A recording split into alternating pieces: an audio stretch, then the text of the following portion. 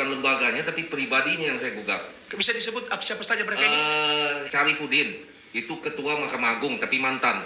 Sugianto ini kepala Banwas Mahkamah Agung. Ya.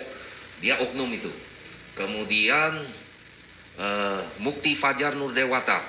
Nah, sekarang dia sebagai juru bicara di Komisi Yudisial. Nah, kemudian Ari Sudihar. Ari Sudihar ini adalah Sekjen Komisi Yudisial.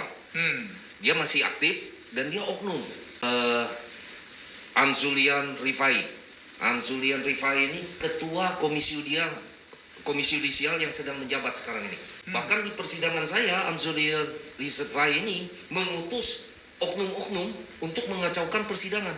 Nah, kemudian Listio Sigit Prabowo, mungkin Kapolri, semua tahu itu oknum juga itu. Pernah lihat keluhan masyarakat itu, menyanyi saja dia tuh. Nah, terus Burhanuddin Kejagung. Jadi 7 orang inilah yang saya gugat sebagai oknum, bahkan saya tulis dengan tegas ke Parat. Nah, dan mereka pengecut, tidak pernah hadir di persidangan. Mengapa sampai oknum 7 orang ini Abang Hendy gugat mereka? Apa masalahnya? Ya, seperti tadi yang saya katakan, Bang. Mereka itu pemalsu. Pelaku tipu muslihat, pelaku pelindung, dan backing para oknum-oknum bawahannya. Backing mereka ini. Saya pernah ditanya sama teman-teman, lu gugat 7 orang ini apa ada backingnya? Saya bilang kalau saya mau cari backing, pasti saya cari 7 orang ini. Tapi sekarang 7 orang ini saya gugat supaya Indonesia tidak ada lagi backing-backingan. Tapi Abang Hendy bisa membuktikan keterlibatan 7 oknum ini? Saya tentu bisa membuktikan. Itu sebabnya mereka jadi pengecut, nggak berani hadir di persidangan. Saya bikin kata-kata yang provokatif, tetap mereka tidak mau hadir. Nah, negeri ini bagaimana kalau petingginya saja tidak bermartabat? Ini harus dicopot, diganti yang bermartabat. Ini tidak bermartabat mereka ini. Setiap hari dicaci maki sama masyarakat, dia nyanyi-nyanyi di panggung, cuek saja. Nah, ini tidak bermartabat yang begini, ini malu di mata dunia. Kita tidak boleh pakai orang begini, kita harus ganti. Moga-moga Prabowo ganti itu orang dengan tidak hormat.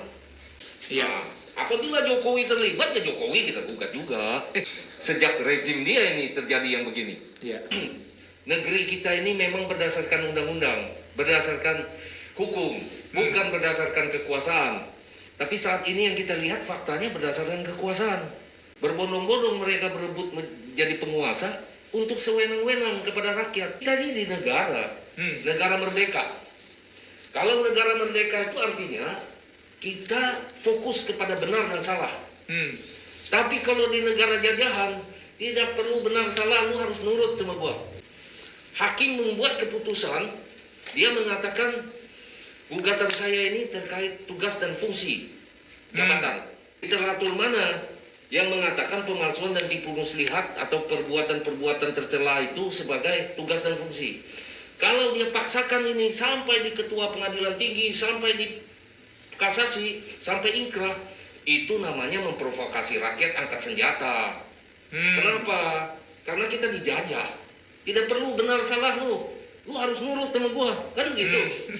Ya, kita lawan lo penjajah, lawan secara konstitusional, secara undang-undang. Tapi mereka tidak konstitusional, mereka inkonstitusional.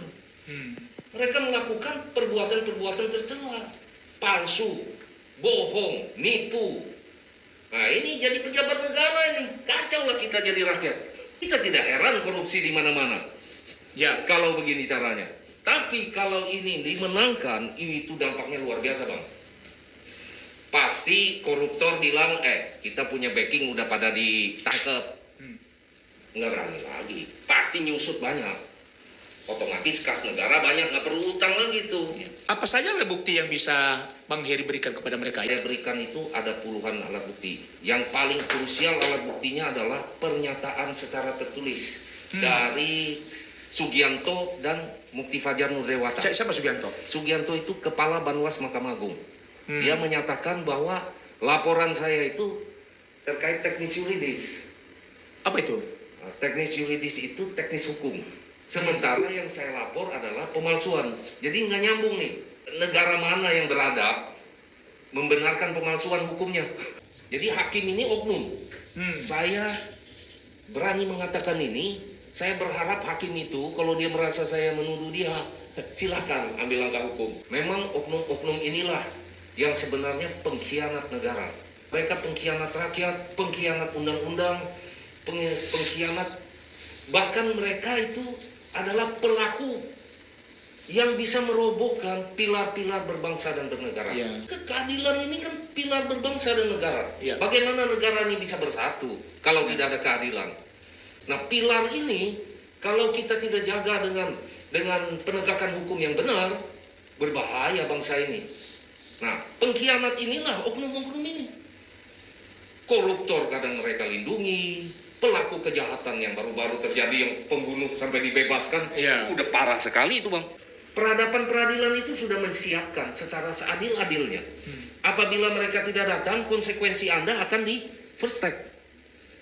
Kalau Anda tidak terima dengan first track itu, Anda first track.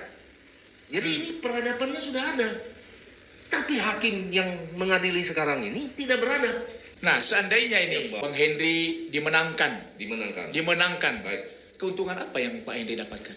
Keuntungannya artinya bukan cuma saya, Bang, tapi seluruh rakyat diuntungkan. Kenapa? Karena undang-undang kembali kepada tempatnya. Terus kita punya negara bebas dari oknum. Dan penjahat kehilangan backingannya. Koruptor, penjahat kakap, kejahatan kerah berdasi, semua kerah putih, semua hilang backingnya sudah. Nah, kalau mereka tidak ada backing lagi, otomatis negara ini banyak kasnya, tidak ada yang korupsi. Kalau tidak ada yang korupsi, otomatis DPR juga bengong tuh, kas negara banyak nih, buat apa nih? Ya otomatis buat masyarakat, anak-anak sekolah gratis. Kita lihatlah negara maju, sekolah gratis, ya kan, kesehatan terjamin sampai tua. Nah, kalau sekarang apa? Kalau kita tidak punya simpanan, sampai tua kita jadi pengemis, Iya. ya kan? Terus anak-anak muda mau kumpul berapa lama dia baru dapat rumah. Ke depan ini yang namanya penegak hukum bisa benar-benar dilaksanakan di negeri ini. Saya yakin dengan Prabowo-nya, karena dia berani berucap, dia pasti sudah pertimbangkan ucapannya itu. Ya. Tapi kalau menteri-menterinya kan tidak ada ucapan apa-apa masih. Ya. Tapi yang jelas Gibran, saya ragu itu. Saya ragu. Kenapa ragu dengan Mas Gibran? Apakah karena masih muda? Bukan karena hanya muda, karena kan dalam putusan MK kan sudah jelas itu. Bagaimana dia bisa dipaksakan kan begitu. Tapi ya udahlah, demi kebaikan semua kita coba. Diberi kesempatan. Begitu Diberi coba. kesempatan. Tapi begitu salah, saya berharap semua rakyat, ayo jangan diam, karena pemimpin yang tidak peduli, karena rakyatnya juga tidak peduli. Ya. Kalau rakyat peduli, pasti melahirkan pemimpin yang peduli. Lu nggak peduli, gua makan aja terus. Lu nggak peduli, cuek aja deh. Bang Heri kan sudah menyebut 7 oknum ini kan petinggi-petinggi negara semua. Siap. Artinya semua apa yang sudah disampaikan Bang Heri di podcast Nawacita hari ini bisa kita pertanggungjawabkan ya. Oh siap, Bang. Karena setelah podcast ini kita akan mencoba mengkonfirmasi kepada 7 oknum ini. Mereka yang memalsu-malsu ini akan saya kejar terus ini. Dan saya tunjukkan sampai ke batang hidungnya bahwa ini loh pemalsuanmu, ini loh contoh daripada putusan palsu.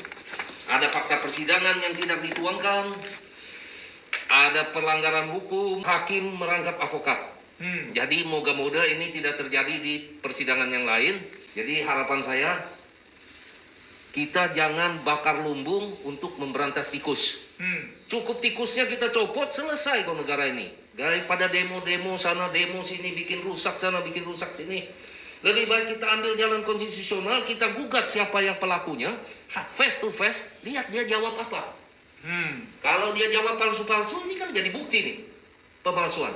Daripada kita demo-demo, people power dan sebagainya, lebih baik energi itu dukung gugatan saya ini. Kita copot 7-nya ini, akar persoalan. Muhammad Gandhi pernah berkata begini, kebenaran tidak pernah merusak tujuan yang adil. Sekali lagi, kebenaran tidak pernah merusak tujuan yang adil. Pemirsa, Media Nawacita TV, saya mengajak tonton terus